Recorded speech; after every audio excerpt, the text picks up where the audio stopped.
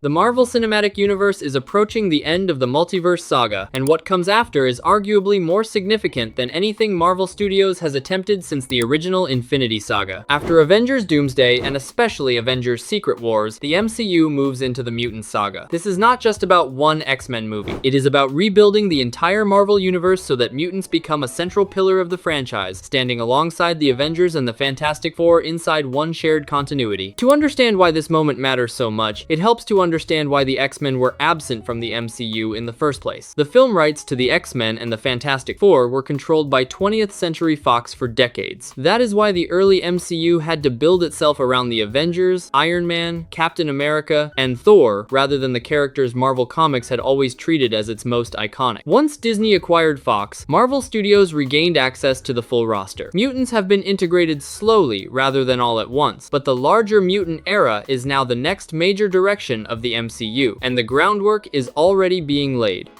Let me just interrupt for a second. I'm working on growing my channel, so all you need to do to support me is like the video, subscribe, and turn on notifications. Without further ado, let's get back to the video. Marvel Studios is actively developing an X-Men film. Jake Schreier is tied to the project as director, Michael Leslie as writer, and Khosrow Farahani as production designer. Farahani's work is already associated with Loki, Fantastic Four First Steps, and Avengers Doomsday, which places the X-Men project firmly inside the core infrastructure of the current MCU. Production activity has been linked to the UK, and the likely release window falls after Secret Wars, with 2028 treated as a realistic possibility. The reason the X-Men film matters so much is that Marvel appears to be treating the team as a true ensemble. The goal is not to rebuild the franchise around a single dominant lead like Wolverine. The stronger direction is an emotionally grounded team story built on shared trauma, belonging, exclusion, family tension, and group dynamic. That also means X-Men stories do not need to start as giant end-of-the-world events. They can begin on a smaller, more personal level and still carry major weight for the larger MCU. That fits a broader post-Secret Wars structure where X-Men, Avengers, and Fantastic Four stories stay more personal on their own, then converge in much larger crossover events later. The kinds of mutant-driven event ideas connected to that larger structure include Messiah Complex, Age of Apocalypse, Inferno, and Avengers vs. X-Men. Each of those arcs represents a fundamentally different kind of story, and each one gives Marvel the ability to build towards something massive without repeating what Fox already did.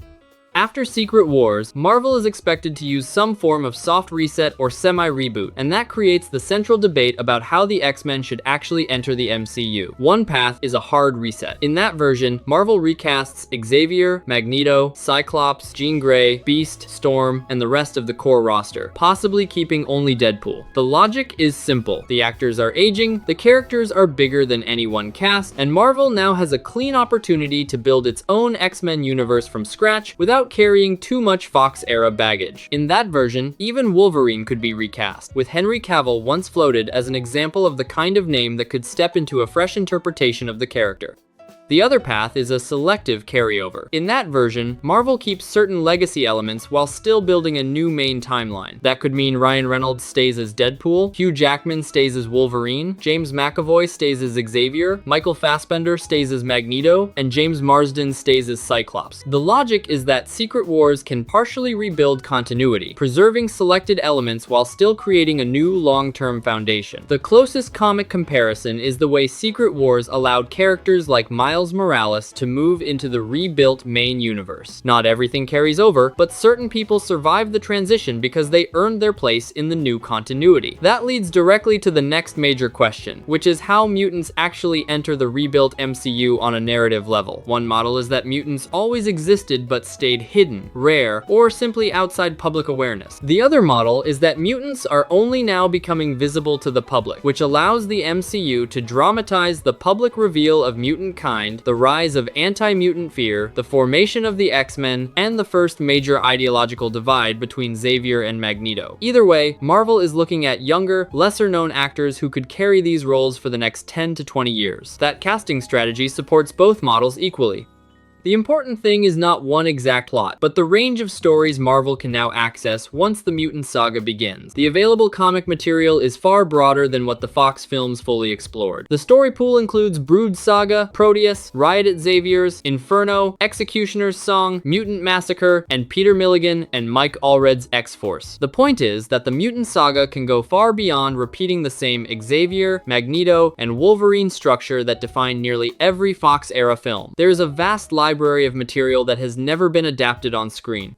That is also why the hybrid model shifts attention toward characters who barely had room in the older films. The names that stand out include Rogue, Gambit, Iceman, Angel, Morph, Kitty Pryde, Jubilee, Dazzler, Bishop, Cannonball, Emma Frost, Magic, Cloak and Dagger, Legion, Leech, and Sunspot. This approach keeps the mutant world broad instead of collapsing everything back into the same handful of characters, and it opens space for stories that feel genuinely new to mainstream audiences, even if longtime comics readers know them well. That same model also changes how returning legacy characters would function if Marvel does choose the selective carryover path. Cyclops could return not as a young student, but as an older leader, teacher, father figure, and mentor, closer in spirit to the X-Men 97 version of the character. Rachel Summers becomes important in that setup because she can connect the next generation of mutants to the Phoenix side of the mythology. Laura, or X-23, also becomes important because Daphne Keane can anchor a younger mutant core while still allowing Logan to remain loosely connected to the wider continuity. In that structure, Wolverine does not need to dominate the main X-Men lineup. He can remain active in separate mutant stories, especially alongside Deadpool, while the central X-Men team evolves around a younger cast. That is also why Deadpool matters differently from the rest of the Fox cast.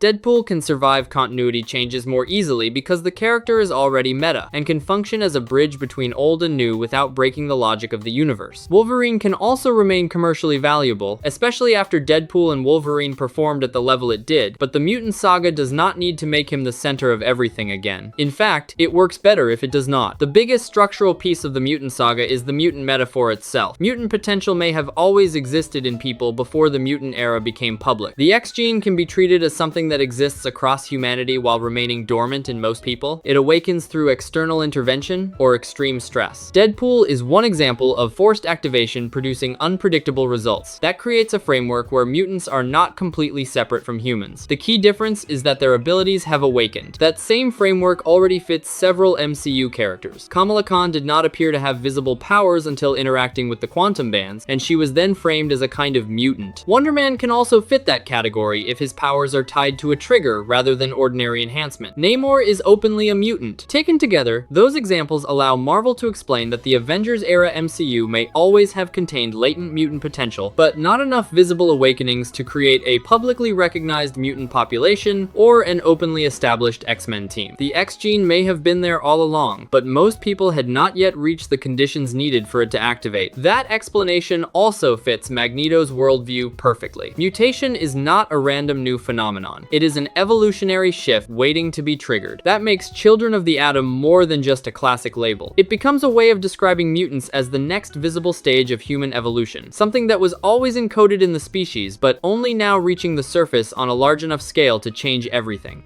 Spider-Man Brand New Day becomes important because it can act as the bridge into that new era. A major mutant is expected to appear there before Doomsday and Secret Wars. Sadie Sink has been linked to a powerful telekinetic role with clear Jean Grey associations. The character may be a runaway mutant, and the scale of the power involved suggests that Peter Parker would be dealing with a threat that works on both the physical and mental level. There is also a strong possibility that this character is not native to the current MCU timeline and instead enters from another universe. That idea connects directly to Secret Wars. Battleworld can function as the place where separate mutant threads finally converge. It creates a path for younger versions of core X-Men characters like Scott Summers, Hank McCoy, Warren Worthington, and Bobby Drake to exist in different fragments of reality before becoming part of the rebuilt universe. Brand New Day is also important because Spider-Man films have repeatedly been used to introduce bigger franchise direction. Homecoming connected Peter Parker to larger Avengers technology. Far From Home pushed the Skrull thread instead during the period when that mattered more. No Way Home tied directly into Doctor Strange in the Multiverse Saga. In the same way, Brand New Day can be the point where the mutant era becomes visible to the audience and to the world inside the story. Mutants may first appear as dangerous or frightening, only to later become allies once the larger manipulation is exposed. That structure allows Marvel to introduce fear, mistrust, and open conflict before shifting mutants into a more heroic position inside the rebuilt MCU. The adamantium also remains relevant because Captain America Brave New World already opens that door, and Wolverine cannot fully become part of the long-term MCU without that material eventually mattering. The Young Avengers setup matters too, because Kamala Khan, Kate Bishop, Cassie Lang, Billy, and Tommy all fit naturally into a post-Secret Wars world where younger heroes and younger mutants begin rising at the same time. The Mutant Saga is not one project. It is the next operating model of the MCU. The real question is not whether mutants are coming. It is whether Marvel introduces them through a full reset, a selective carryover, or a rebuilt universe that combines both, while finally placing mutantkind at the center of Marvel's next era.